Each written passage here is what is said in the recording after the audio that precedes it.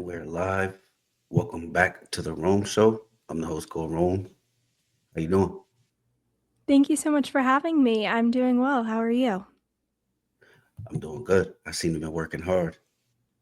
Yes, definitely continuing the podcast grind and continuing to share as much content as possible to try and help people navigate their mental health challenges. Keep going.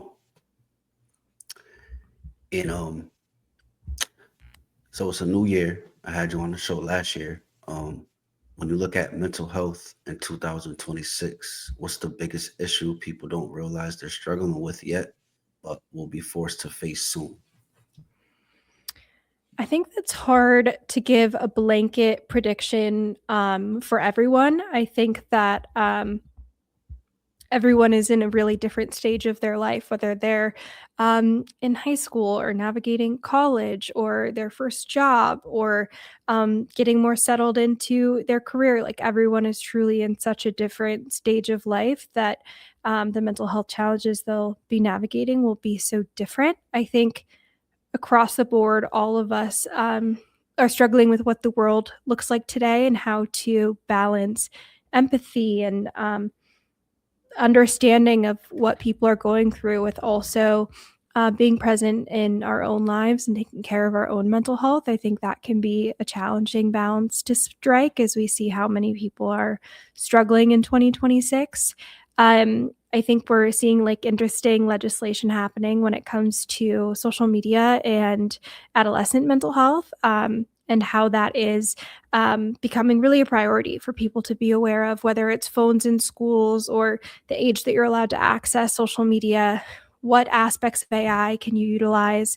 So I think that's definitely interesting. And I think in 2026 and beyond, there is a lot of ways that AI will become more central with mental health care and preventative mental health care. I don't think there's a clear trajectory of that yet, but I think that will continue to become a core aspect of mental health treatment and awareness. And I think it will be interesting to see how that pans out. That's a good one. And you mentioned AI. Are you a fan of if you need somebody to talk to or if you need some direction, are you a fan of Chat GPT or AI or no? So, in general, I'm a fan of AI and large language models for mental health applications. I think that they will be incredibly effective in addressing the shortage of clinicians in the United States of America.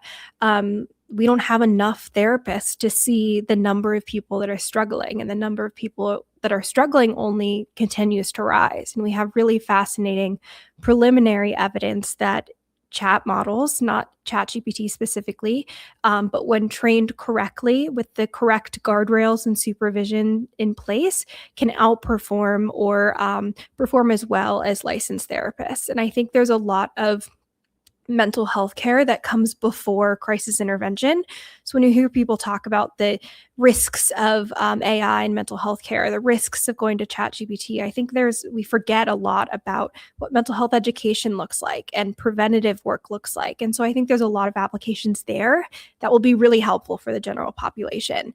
Having ChatGPT remind you to do daily routines and behaviors that are good for your mental health, having it guide you through a mindfulness practice or think about what you're grateful for, helping you gain that sense of mastery and positive reinforcement. There's all of these different ways that it can help address mental health beyond mental health crises.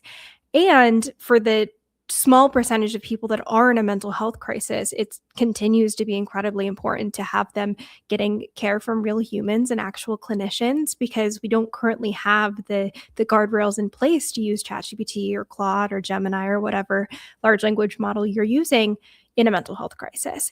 But with that being said, I'm a huge fan of AI. I use it all the time in my day-to-day life. And when I apply it for mental health context, it tends to be more things like goal setting or articulating my like a view on things, or trying to organize my thoughts or reflect on how things had gone in like the past year and see what my blind spots are that I continue to come back to. But yeah, I think a lot of the conversation doesn't center around the preventative work, or the work for people that just want better mental health but aren't in crisis, and I think there's a lot of really incredible applications, there to have, large language models equip people with the decades of research that we have and help implement some of these practices that we know are really great for mental health, outside of crisis. Good one, I agree. Because I use it sometimes, often. Yeah, yeah. It's incredibly effective, and we know that the biggest determinant, of success in therapy is that therapeutic alliance and that therapeutic relationship, and I think a lot of what people find helpful is kind of having someone there to listen and to talk through what they're going through and be able to understand by just trying to voice their lived experience and then being able to articulate it and be like, oh, I understand what I'm going through. It's less overwhelming now. Or hearing someone else say, that's totally normal. And there's actually a name for that. And that's anxiety. Or you're grieving. Like, I think those aspects of mental health are where AI can be really helpful, and we still need clinicians are more important than ever. And I think that there's an opportunity for a lot of innovation when it comes to the mental health care system, and especially preventative mental health care and things like triaging and matching patients with clinicians, and also just increasing efficiency. Like, a lot of providers are now using AI for note taking and summarizing. The sessions that they're having, and I think there's really interesting possibilities to look for areas that are continually being avoided, or look for points of growth for both the clinician and the patient, and really streamline that process and make it as effective as possible. Right. That was a good one. And nowadays, like burnout is it's a very common thing. But I want to go deeper into it. How is emotional burnout showing up outside of work and like especially in relationships in you as a person? Yeah, I think burnout is something that everyone is prone to, and I'm a very type A person. I find it helpful to think of things like logically and objectively. It helps me make sense of a situation rather than like sitting and being like, how do I feel about this? And it's easier for me to be like, here's what's happening and why. And so when we feel burnt out emotionally, physically, mentally, whatever it is, we've exceeded our capacity to perform.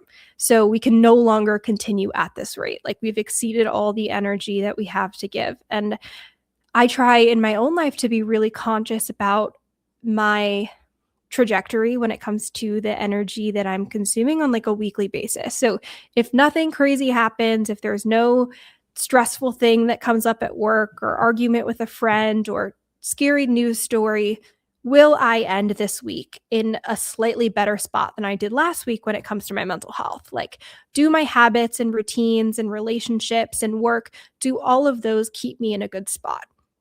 And of course, there's gonna be challenging seasons, and there's gonna be times where it's like 2 steps backward, 1 step forward instead of 2 steps forward, 1 step backwards. We're all gonna have those challenging seasons of life, but I try and set up my life in a way where if I just, like, continue on moving, I won't be slowly, like, heading towards that emotional burnout, negative trajectory. And so I think trying to build your routines around that, making sure that your relationships are keeping you on a positive trajectory, making sure that your education or your career or however you're spending your time also kind of keeps you on that up and up, and taking the guesswork out of it. Like, if you're just going and living your life day to day, week to week, and hoping that you don't end up burnt out and hoping that things are magically going to get better, they tend to not end up that way. And we know that from goal setting research and how motivation works when we try and execute on these goals. So I think it's important to be really aware of what is your baseline? How do you function? Is the way that you're living your life and the things that you've committed yourself to, are those going to end you up in a good spot? And do you have enough emotional bandwidth to weather the storm that might come this week or next month? So I think all those things can be really helpful. And then also making sure that you have a good set of resources to pull from when you do inevitably struggle, when you didn't sleep all the night before, you got in a big argument, or you missed a deadline, or you get sick. Do you have the emotional coping skills to like work through that and calm yourself down? Do you have the relationships to lean on and people to check in on you? Do you have the time and space to be able to like, I can take 2 days off because I'm sick, and that's what comes first and not completely spiral because of all your other responsibilities in life. So I think that's important to be able to take an audit of your life and understand what its trajectory is. And if you continue on this path, are you inevitably going to burn out, or are you okay and on the up and up, or at least staying consistent? That's a good one. Got to audit your life. Mm-hmm. Um, Anxiety looks different today than it did like 5 years ago. In 2026, what are the new triggers that you're seeing most in people, especially like creators, entrepreneurs, and young adults? I'm curious what you mean by it looks different in 2026. Meaning, like, I feel like it's like more of a common thing. Hmm. Yeah. Back I back then, it wasn't out like that. yeah. Um the reason why I push back on that, because like when we talk about anxiety and we people say they have anxiety, um it's like a clinical diagnosis. Like we feel anxious from time to time, we feel sad from time to time, we feel depressed. It doesn't mean we have depression or that we have anxiety. And so when people have anxiety, it's a set number of symptoms, and whether that's like social anxiety disorder or generalized anxiety disorder, agoraphobia, whatever it is, it's like an agreed upon set of symptoms that impact you for a certain percentage of the time and have a significant impact on your life and cause you distress. So that doesn't change whether it's 5 years ago or today. Um, People that had anxiety 5 years ago had anxiety because they worried most of the time over at least several months about at least a handful of areas of their life, and it caused distress and it got in the way of them living their life as they wanted to. Um, so I think that's kind of reassuring and calming that like this emotional experience is not new and it's something that we have because it's kept us alive. Fear has a really important function, which is to identify threats, whether it's to our relationships or to our safety, or to those that we care about, and try and protect those and prevent ourselves from losing those things or to run away and avoid that threat. It's a really healthy response. It's a really evolutionary sound response, and it's kept us safe for a really long time. But it sometimes shows up in situations where it's not effective and it's not proportionate. And the test you have next week isn't a bear that's trying to attack you in the caveman days. So we don't need the same level of response. So I find that part really reassuring that like these emotions are not new. You're not the first one experiencing them, and they're actually what's kept you alive. They're really safe and healthy. They're just showing up at a time when they don't need to. And so I think it's not a new thing, which is reassuring. And what's also great about anxiety is that of all the mental health things you can struggle with, we know really, really well how to treat anxiety. And that's slowly exposing yourself to the thing that makes you anxious in a way that feels safe and doable and supported, and overcoming that anxiety. Avoidance will amplify the anxiety. The more you avoid, the more you withdraw, the more you pull away, the more anxious you become about that thing. And so, slowly exposing yourself to that is what helps you overcome that anxiety and overcome that source of worry. And so, I think that's really reassuring as well that, like, just like 5 years ago, if you have an anxiety you want to overcome, we expose ourselves to it in a safe, doable way, to not over like expose ourselves to that thing and become more anxious and avoid even more. And then I think it is really great that more people are talking about their experiences with anxiety. It's definitely something that helps people feel less isolated. It helps people understand these things like exposure therapy and how to overcome their anxiety. I think it's also important to remember that like these are just part of the human experience. That anxiety and feeling anxious and feeling fearful, like these are things that everyone experiences. We all have that spectrum of emotions. And so I think there's also room in there to understand that like we can feel these things without them actually being like a mental illness. And we can have mental health challenges without them being like clinically significant, requiring intensive treatment, et cetera. And I think it's really important to remember that because you don't have to wait until your whole life is in disarray to overcome that small anxiety that's kind of bugging you in the back of your mind. So I think that's another really important part of the conversation is that we, in addition to people struggling with anxiety, we can also struggle with just being anxious and work to overcome that before it gets to that point of this is anxiety and I need support and I can no longer navigate this completely alone. Right. That's a very good way to put it. And you mentioned like isolation. Another big thing is like people with emotional isolation. You know, there's social media now. Back then, there wasn't. Do you feel like they can feel connected, but when they're alone, they just always feel alone, like day to day? Do you think that's dangerous to the mental health, or is that normal? Feeling, like, isolated or, social media? Kind of both. Yeah, I mean, we know from a lot of research that isolation and loneliness are like some of the most painful and challenging things that humans can experience. You start to develop really extreme physical symptoms and really extreme mental health challenges as a result of isolation and extreme loneliness. We need relationships, we need others. We have evolved to this point by sticking together in a tribe. One caveman by itself, it wasn't going to overcome that mountain lion.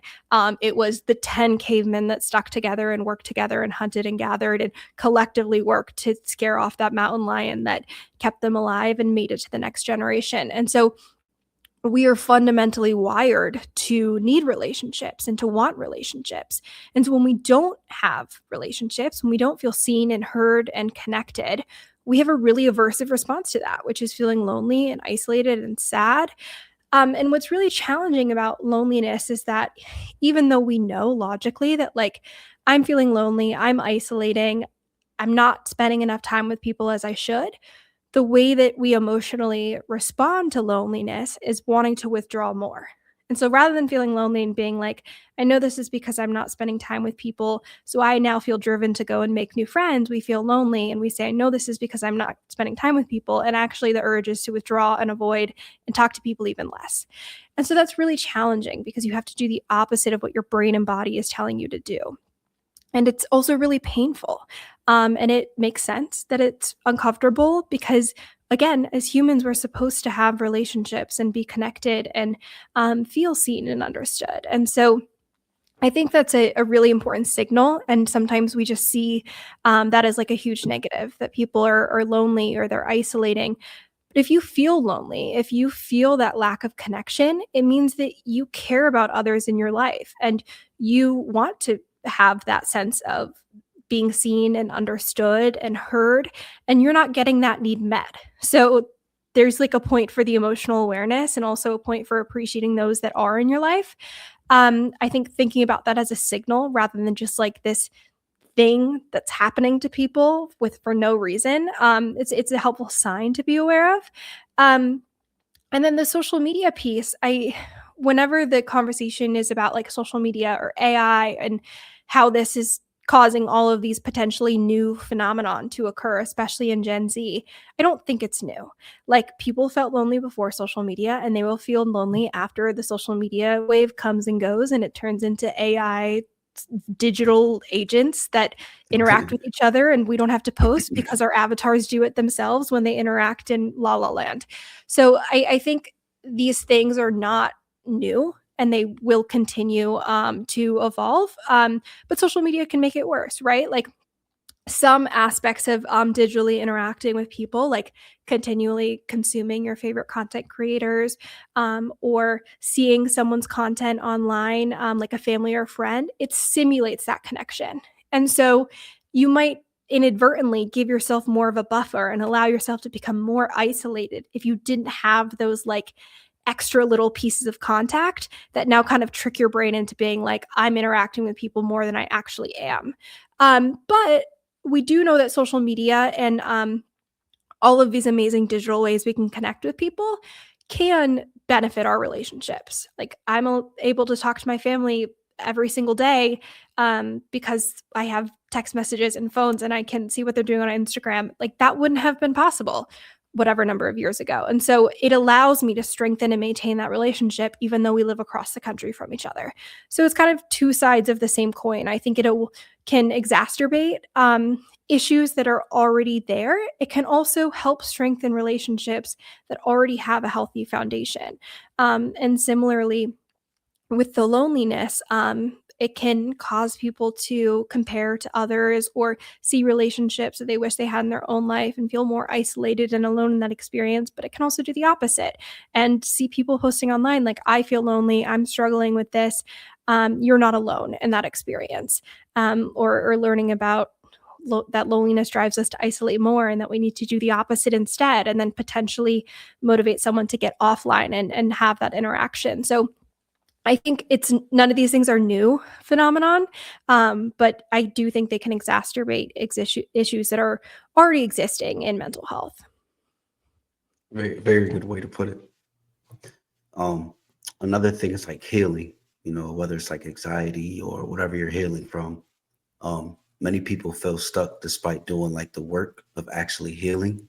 What's the biggest misconception about healing that's actually keeping people trapped from healing?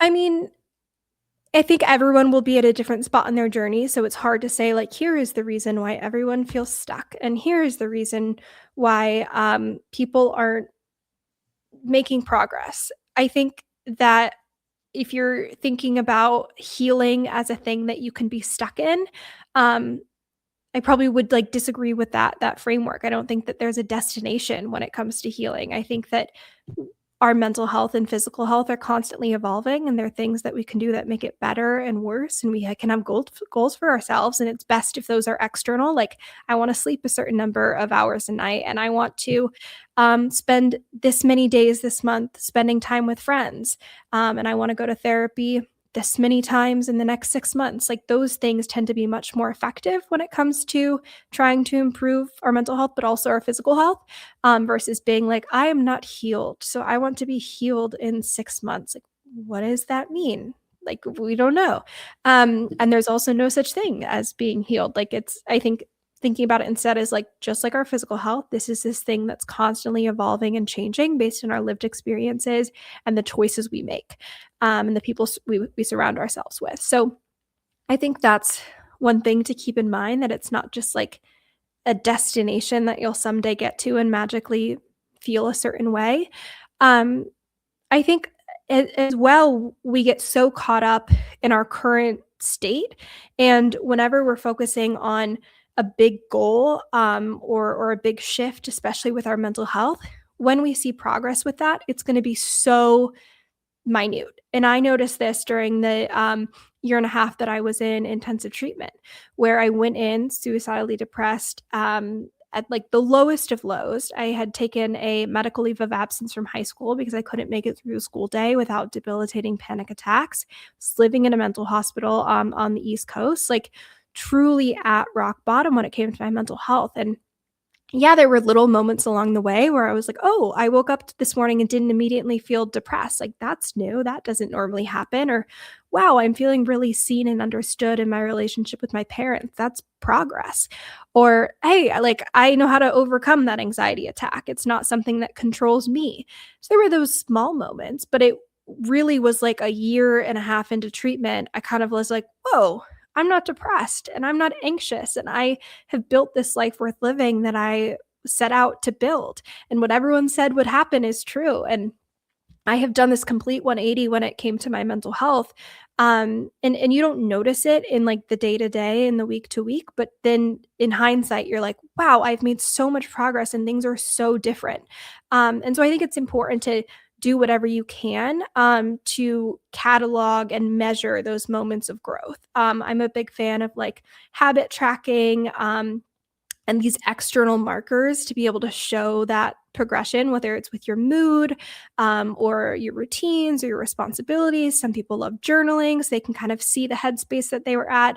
Um, but it's really hard to understand how much progress you've made unless you're externally tracking it.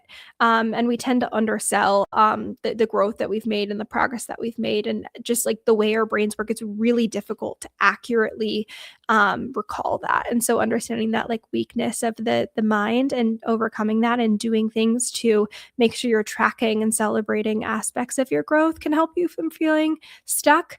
And I also think that like another aspect here is that the goal is like stability and consistency. Like if you've struggled with your mental health in a big way all you wanted was just to like not have these intense emotions and not have these like super dramatic ups and downs. So if you're feeling like stuck or you're feeling a plateau and you're like nothing has really changed in a while, maybe that's a good thing. And that was really disorienting for me as well after going through um like mental health treatment and recovery, was being like, I don't have any crazy stressful things happening in my life. And like my day to day is pretty constant and stable. And is like, is that a bad thing? Like, should I be experiencing more? And it's like, no, this is a normal life with normal problems. And that means that my mood is pretty stable and consistent. And that's actually what I want and what I hoped for and what I worked for. So I think those two things, like trying to make sure that you're celebrating and documenting your growth with your mental health, just like you would with your physical health. And then also and externalizing those goals rather than being like, I'll feel better or I'll feel happy. Like that's not a goal. That's like in like vague description of an aspiration. Like what do you want these external things to look like? What are you trying to change? And so that can be really helpful. And then making sure that you're documenting that progress so you can celebrate your wins and see how far you've come. And then as well, that final piece, which now I've completely lost my train of thought. But I do think it's important to make sure that you're like externalizing those things as much as possible, because it can be really challenging in the moment to remember how far you've come. Yeah, that's very important. I think I'm going to start tracking my moods and see Yeah. how. Yeah, it's like such a small thing and everyone's different. Like sometimes people like they can look back at photos of themselves and be like, "Wow, I look so sad or withdrawn there." Some people it's journaling. Like they love to be able to like write how they feel in the moment and then you look back in 6 months and you're like, "I don't remember that," but like, "Wow, that's a wild headspace to be in." For some people, it's like at 1 to 10, I felt like a 3 out of 10 for anxiety today. And then in 6 months, you're like, wow, I haven't had a 3 in like weeks. Like I'm just coasting at 1 to 2 and doing great. There are all these different ways that you can try and like keep track of what that looks like for you. But just like you can't understand how bad it is if you're not aware and tracking these things, you can't understand how good it is if you're not keeping track of your progress and your growth and celebrating that. Go. Very important to celebrate your growth. Mhm. If someone feels overwhelmed or overstimulated or emotionally numb, what is one small, powerful action they can take to try to get them out? Yeah, there's so many different skills out there, and it truly is like what works for you and what you can be consistent with. But one of my favorite skills I learned in treatment from dialectical behavioral therapy is the ice dive. So you take a bowl of ice water, and if you're having a panic attack, if you're super angry, if you're disassociating, if you're like in a really, really intense emotional experience, especially where there's physical aspects. Like you can't catch your breath, your muscles are all clenching, your heart rate is going so quickly you think you're having a heart attack. Those really physical things, or you can't even get in touch with your body because your mind is somewhere else. Anything like that, this works really well for. And what you do is you take a deep breath, you submerge your face in that bowl of ice water. You take a breath as needed, but within like a few minutes, your heart rate goes down and your breathing rate goes down, and you're really like unable to focus on anything except for that physical sensation of the ice cold water. And you're able to get out of like the really intense, overwhelming physical aspects of anger or anxiety or shame or whatever it is, and then start to like cope through the mental of like, wow, that escalated quickly, or like, I need to go on a walk, or I'm going to listen to some music, or I'm going to call my friend and talk through this. So that's one of those skills that works 100% of the time, really easily, and it works fast. And it's really cool the way that it works, which is that it stimulates your mammalian diving reflex, which is something that's built into us to prevent us from drowning. Again, back in caveman days, if we're swimming away from God knows what.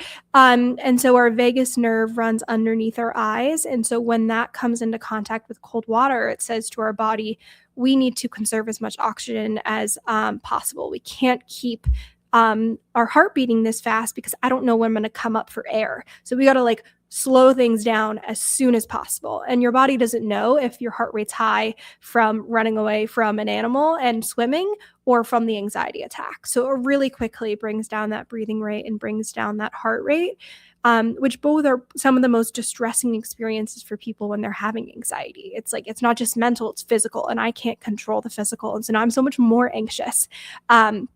And so that's one of those skills that everyone should know, whether it's for you or for a loved one who has an anxiety attack, because it works quickly and it works 100% of the time. And that's one of my favorites from DBT. It's like a nice cold ice, cold shock. Yes, exactly.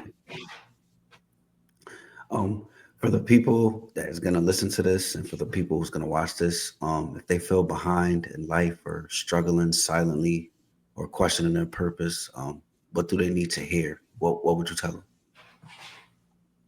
I think the most challenging part of my mental health journey was asking for help, and that like struggling silently piece is so incredibly painful because at least for me, it was like if I don't talk about what I'm experiencing, I can pretend it doesn't exist and it doesn't have to potentially impact my relationships. And it felt like as soon as I like put those words out into the world, it was like I can't run away from this. Like this is real and it's overwhelming, and it just really was very daunting to even fathom the idea of talking about what I was experiencing. There was also that element of like, has anyone experienced what I've experienced before? How are they going to respond? Not even understanding what it was that I was experiencing and having trouble articulating that. But after you ask for help, you're no longer alone. It's so incredibly therapeutic to talk about the emotions you're experiencing. We know from research that naming the experience tames it. It brings down the intensity of the emotion. And it also, like, you get all the benefits of being vulnerable and engaging in that relationship. And also, once you've asked for help and talked to a loved one or a professional, you're no longer on your own. You have someone in your corner. You have other resources you can access. You have their lived experience to lean on as well. And it's not downhill. It still is incredibly challenging to navigate mental health challenges, even if you have others supporting you. But I do think that for me, the most challenging and painful part was struggling when no one knew. That struggling in silence piece was incredibly hard. And like we talked about at the beginning of this episode, like as humans, loneliness is so painful and it's one of the most challenging experiences. So when you're lonely in a mental health struggle, I think it just amplifies what you're experiencing. So I say ask for help. It's scary, it's hard, it's overwhelming. I get it. And it's truly the best thing that you can do because you shouldn't have to navigate this by yourself, and you're not alone. Right. That was a good one. Very good one. And I got one more. If you could give one message to the next generation about protecting their mental health, what would it be? I think I'm really into the like psychology of habits and motivation and behavior. I think there's really interesting applications when it comes to mental health. And I think when you're young, a lot of the things that are good for your mental health are done for you. Like you have a strict sleep schedule because you're at school for 12 hours a day. So like those are the only hours you can sleep, and you have parents making sure you're in bed. And if you're not up on time, you miss the bus. And similarly, like you have 3 meals a day because you're eating breakfast before you head out the door to catch the bus, and then you have school lunch where you are at lunch regardless of what you want to happen, and maybe you're eating dinner with your family. You have built-in relationships and support because you see the same people at school every day and you're interacting with your family at home. All of these things that are good for your mental health are done for you. And so I think understanding and being aware of that, and then trying to emulate that as you become more independent, as you enter those later phases of life. Like, what routines and responsibilities can you adopt that make sure that you're social and make sure that you're getting regular meals and movement, and making sure that you're getting enough sleep? All these things that are kind of done for us. And then when we go to college or like post grad and we're like, oh my God, I'm struggling so much and I don't know why. And it's like, of course you're struggling because you had all these amazing protective factors in place done for you, and now you don't. And you're not continuing those routines and responsibilities and relationships. So I think understanding that, like, we don't have good mental health for no reason. There's a lot of things in place that allow us to thrive. And you can also intentionally put those in place to set yourself up for success, whether that's relationship or sleep or the classes you choose to take or the job you choose to accept or the relationships you engage in or the hobbies you spend your time doing. All of those things can have really positive benefits when it comes to your mental health. So use those as opportunities to set yourself up for success and like kind of be the architect of your mental health rather than just waiting for it to happen to you. Right. That's a good one. I appreciate it. And Yeah, once again, thank you for coming on the podcast. of course. Thank you for having me. Absolutely. You might be a doctor soon. You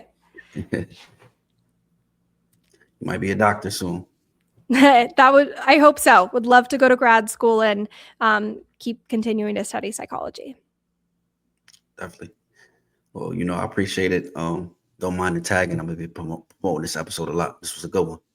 Amazing. I'm glad. I hope people find it helpful. And thank you again for having me. All right. Keep going hard. Keep working hard. Awesome. All right. Take care. You too.